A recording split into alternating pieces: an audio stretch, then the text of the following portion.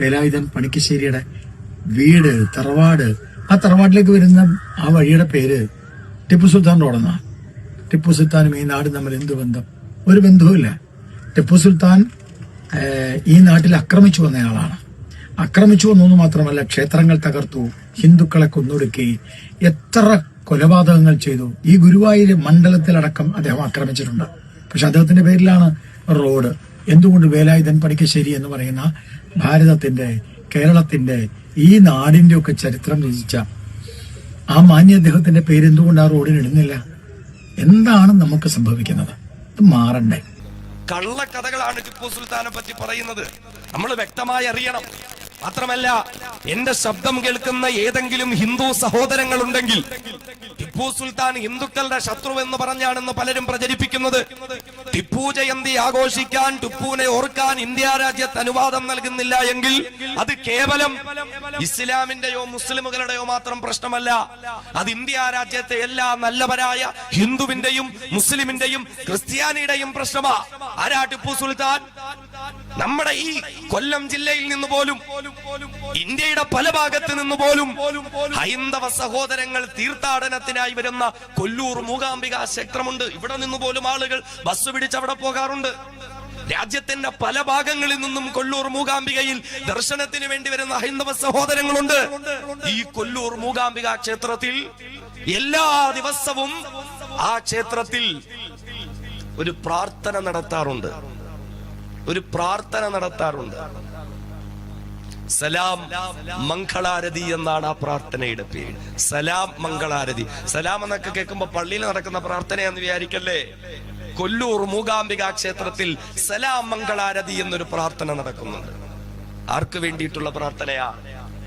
ടിപ്പു സുൽത്താന് വേണ്ടിയിട്ട് പ്രാർത്ഥന എല്ലാ ദിവസവും കൊല്ലൂർ മൂകാംബിക ക്ഷേത്രത്തിലെ. അവിടെ നിന്ന് കുറച്ചു ദൂരം യാത്ര ചെയ്താൽ ശങ്കരനാരായണീ ക്ഷേത്രം എന്നൊന്നും മറ്റോ പറയപ്പെടുന്ന ഒരു ക്ഷേത്രമുണ്ട്. അവിടെ ഉത്സവം നടക്കാറുണ്ട് 12 ദിവസം. ഈ 12 ദിവസവും ആ ക്ഷേത്രത്തിലെ പൂജാരി ഒരു തൊപ്പി ധരിച്ചിട്ടാണ് പൂജാകർമ്മങ്ങൾ ചെയ്യുന്നത്. ആരുടെ തൊപ്പി? ടിപ്പു സുൽത്താൻ അവിടുത്തെ പൂജാരിക്ക് സമ്മാനമായി കൊടുത്ത തൊപ്പി.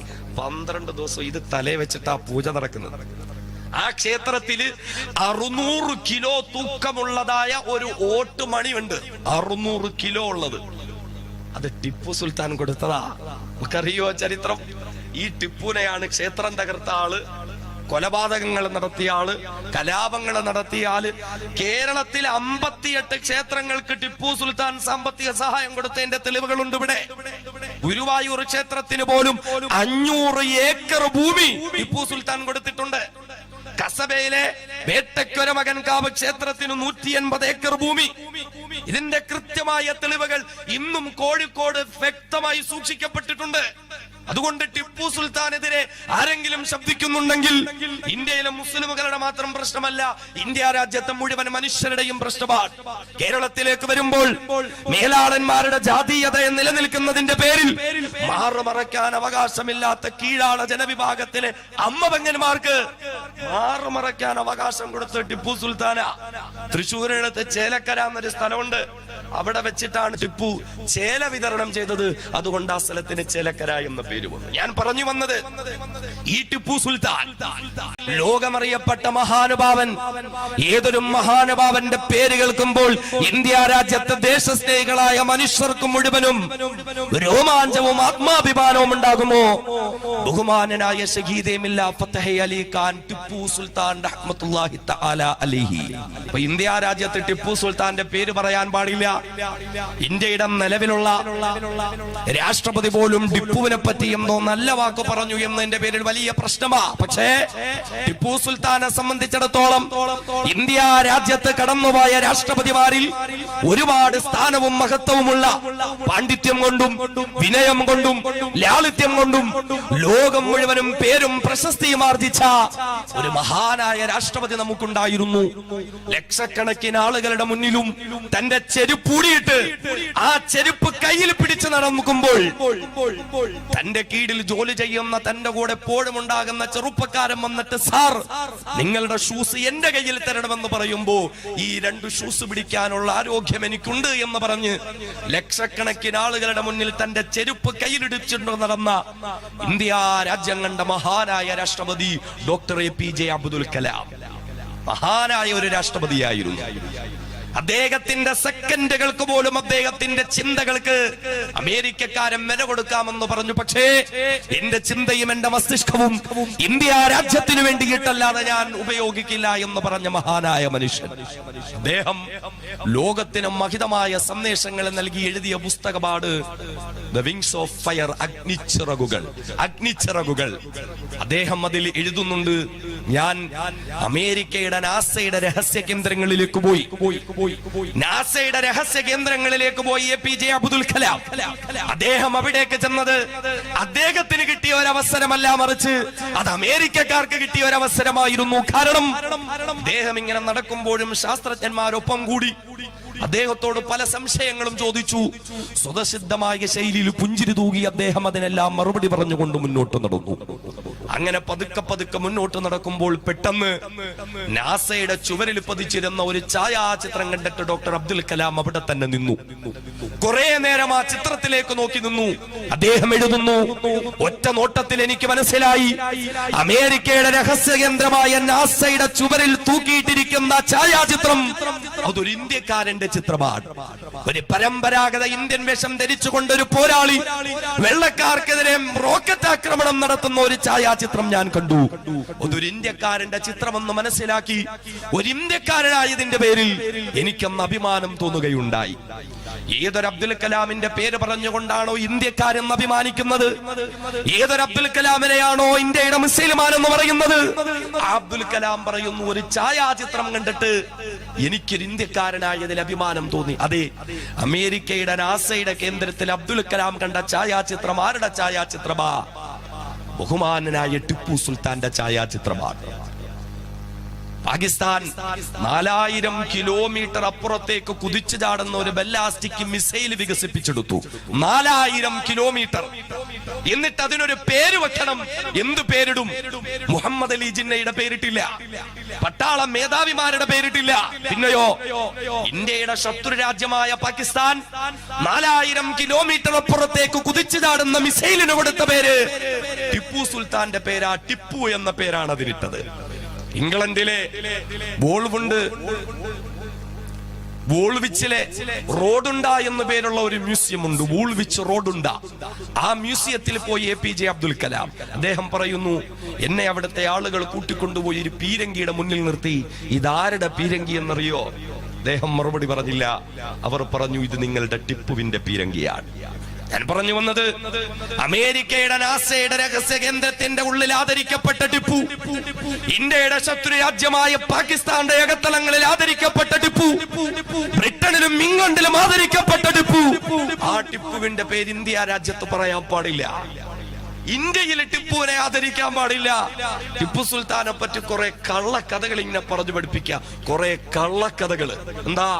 ടിപ്പു സുൽത്താൻ മതഭ്രാന്തനായിരുന്നു അത്രേ. ടിപ്പു സുൽത്താൻ വലിയ വർഗീയവാദിയാണ്. എത്രത്തോളം എന്ന് വെച്ചാൽ ചില ചരിത്രകാരന്മാർ എഴുതിയേക്കുക, ഈ ഉണ്ണിയാർച്ച എന്നൊക്കെ നമ്മൾ കേട്ടിട്ടില്ലേ? ഉണ്ണിയാർച്ചയെ പോലും ടിപ്പു സുൽത്താൻ അടിമയാക്കി തന്റെ കൊട്ടാരത്തിൽ കൊണ്ടുപോയി വെപ്പാട്ടിയായി ഉപയോഗിച്ചിരുന്ന ഉണ്ണിയാർച്ചയെ കേൾക്കുമ്പോഴാ ചിലർക്ക് രക്തം തിളയ്ക്കുന്നത്. ഉണ്ണിയാർച്ച എന്നൊരു വ്യക്തി ജീവിച്ചിരുന്നു എന്നതിന്റെ ഒരു തെളിവുമില്ല.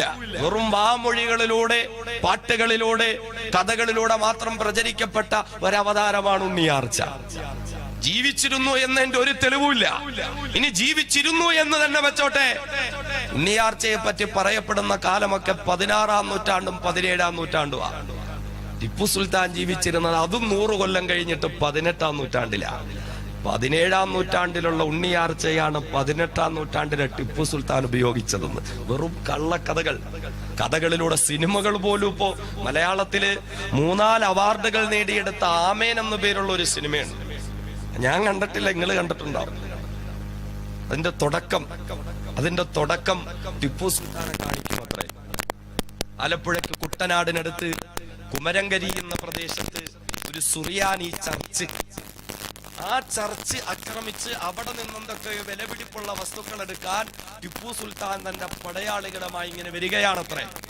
അങ്ങനെ വന്ന് രാത്രി ഇങ്ങനെ ആ ചർച്ചിന്റെ മുന്നിൽ നിൽക്കുമ്പോൾ പെട്ടെന്ന് പൗലോസ് പുണ്യാളൻ അതിൻ്റെ ഉള്ളിൽ ഇങ്ങനെ പ്രത്യക്ഷപ്പെട്ട് പ്രകാശം വന്ന് ടിപ്പു സുൽത്താൻ ഒളിച്ചോടി, തിരിച്ചു പേടിച്ചോടി എന്നൊക്കെയാ പറയുന്നത്. പക്ഷേ കൃത്യമായ രേഖകളുണ്ട്.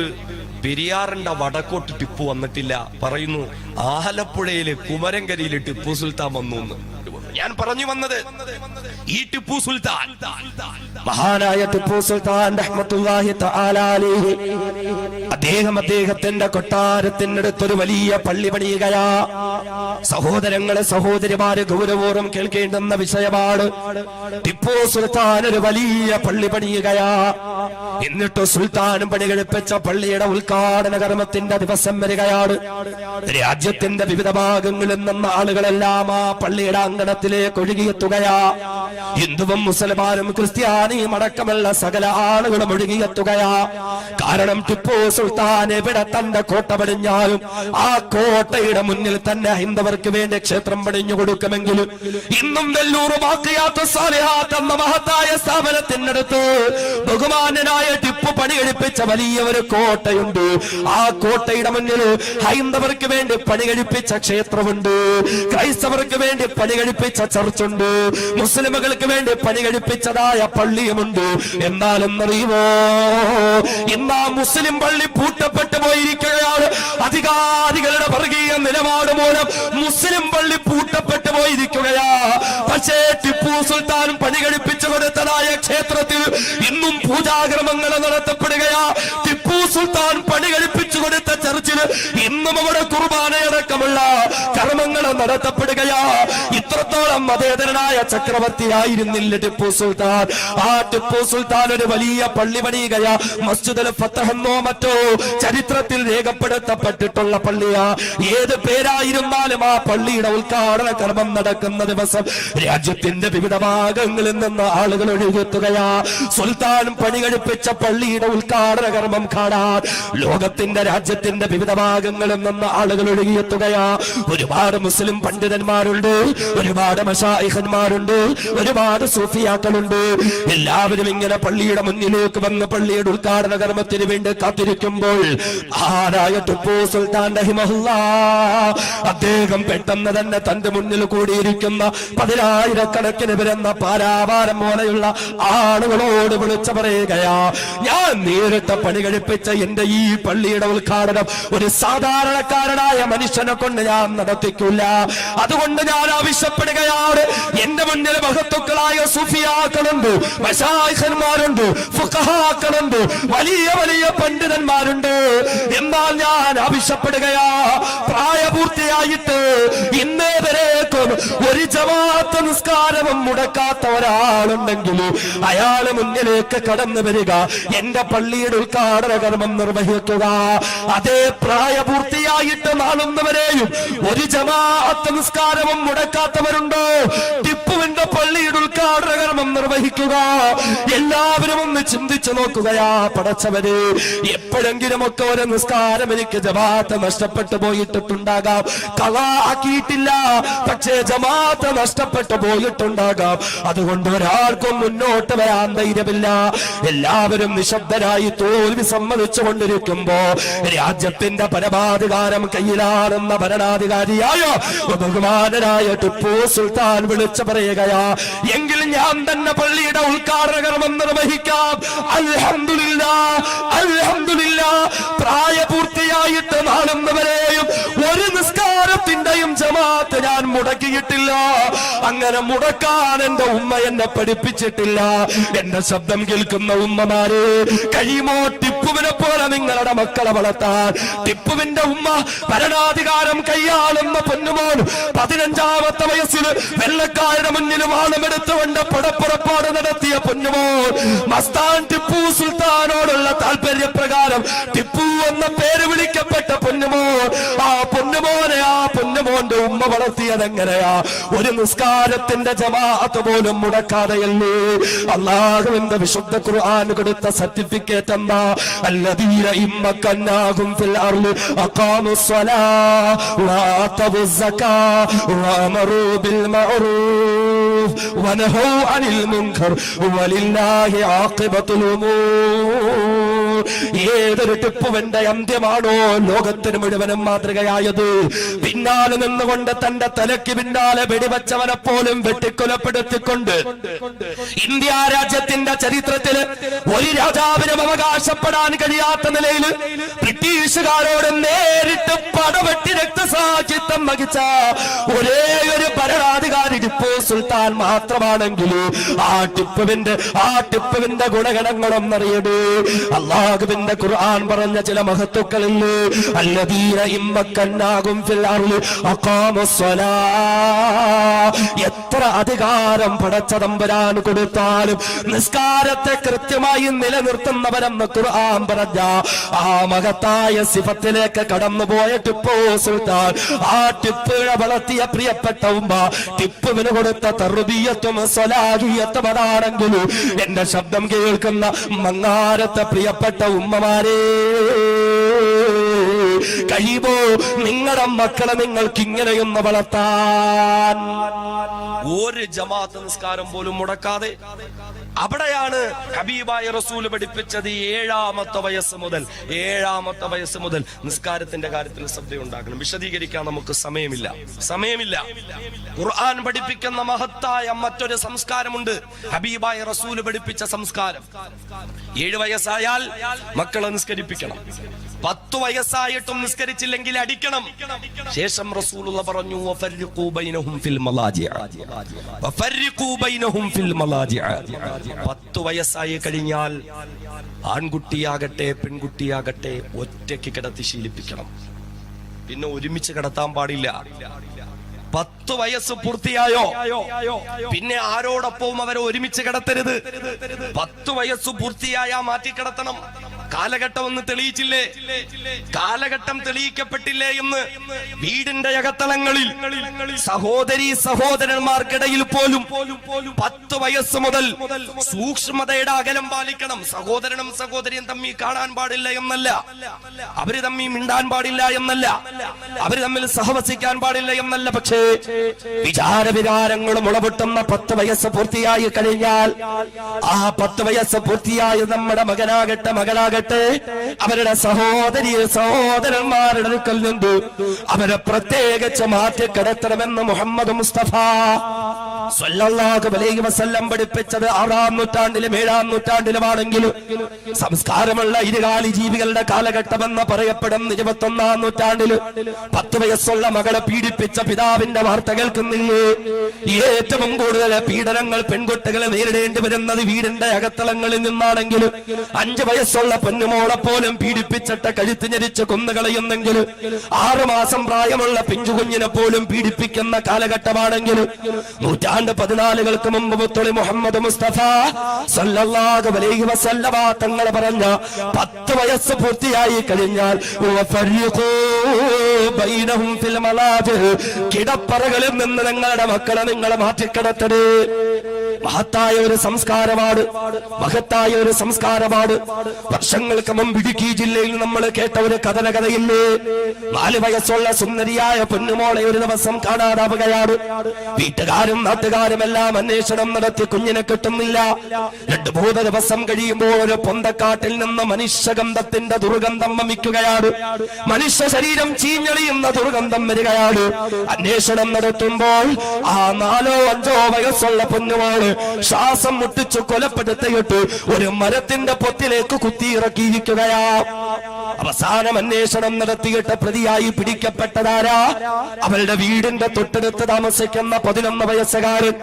ഓരോ ദിവസവും സ്കൂൾ വാനിൽ അവളുടെ തൊട്ടടുത്തിരുന്ന് യാത്ര ചെയ്യുന്ന 11 വയസ്സുകാരൻ.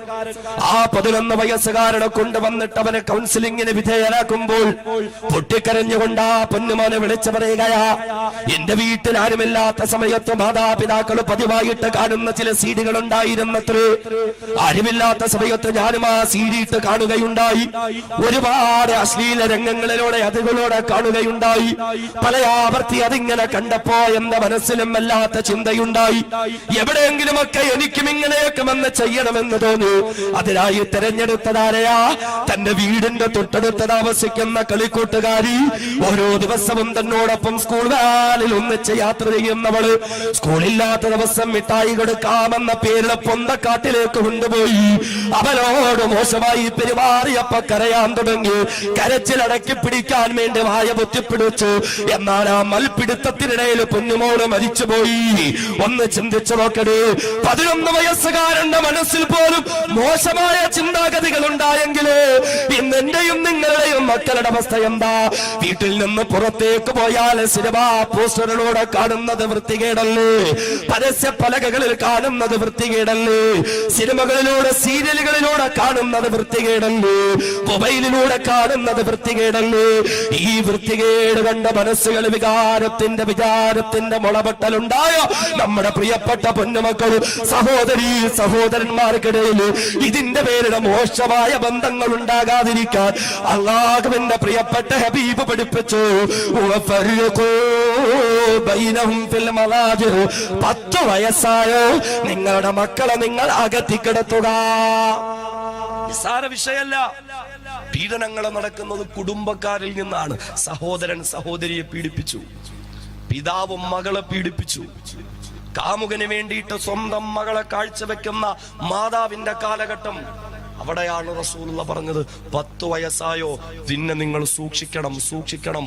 മക്കളെ സഹോദരി സഹോദരന്മാരെ പോലും ഒന്നിച്ച് കിടത്തരുത്. മോശമായ എന്തെങ്കിലും പ്രവർത്തനങ്ങൾ ഉണ്ടായേക്കാം. 14 മുമ്പ് റസൂലുള്ള പറഞ്ഞെങ്കിൽ കാലഘട്ടം ഇന്നതിനെ തെളിയിക്കുന്നില്ലേ?